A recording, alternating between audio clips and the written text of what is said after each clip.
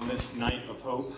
My name is Benjamin Horst, and 14 years ago yesterday, a mile from here across the highway, at Messiah College, I asked Brittany if she wanted to start formally dating shortly before we graduated and went to live in different states.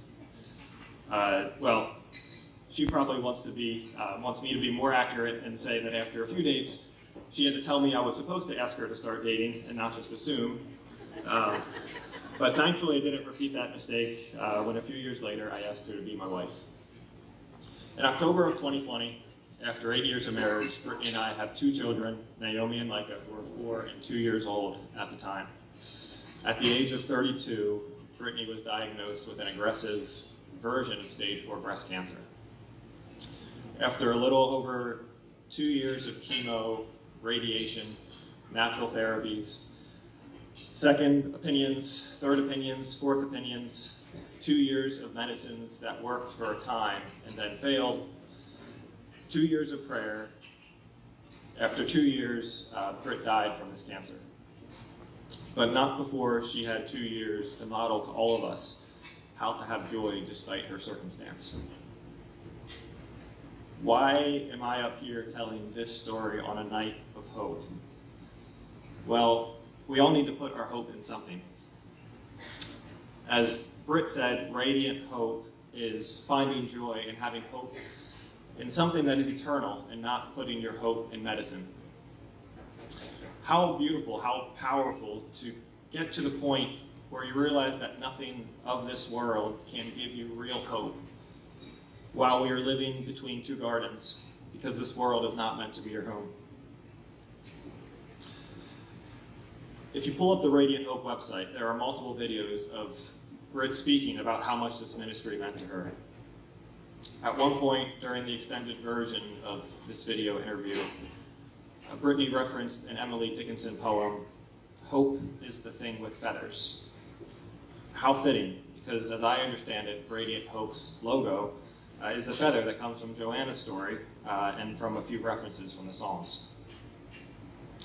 When I look at their logo, I see the feather on one half, but on the other half, I see the head of a sprig of wheat, which I find equally fitting because maybe hope is also the thing with wheat, bread, something that you may have on your tables right now. But in Scripture, the illustration of bread often represents provision and dependence on God. Most significantly, Jesus uses the breaking of bread as a way to communicate to us that he is going to sacrifice his body, his life, for ours. God's Son, the bread of life, dying to give those who believe in him the ultimate provision of hope, eternal hope. This is why, like Britt said, we do not need to put our hope in the successful treatment of cancer. Because God can make even cancer right, even if we can only see it on the other side of resurrection.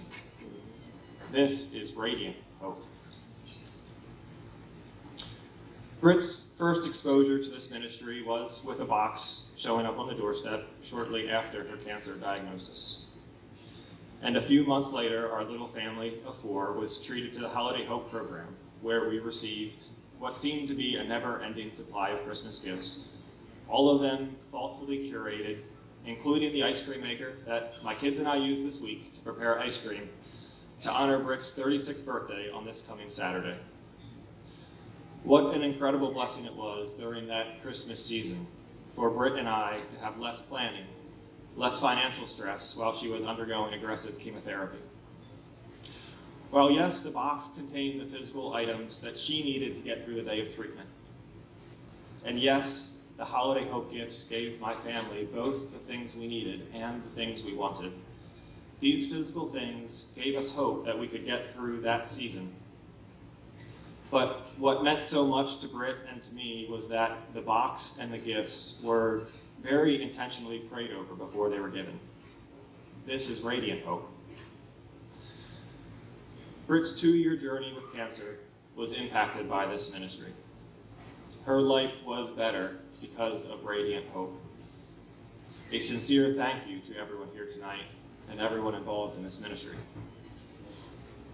And after I lost my wife, Joanna connected me to a group of fellow widowers to help me in my healing process.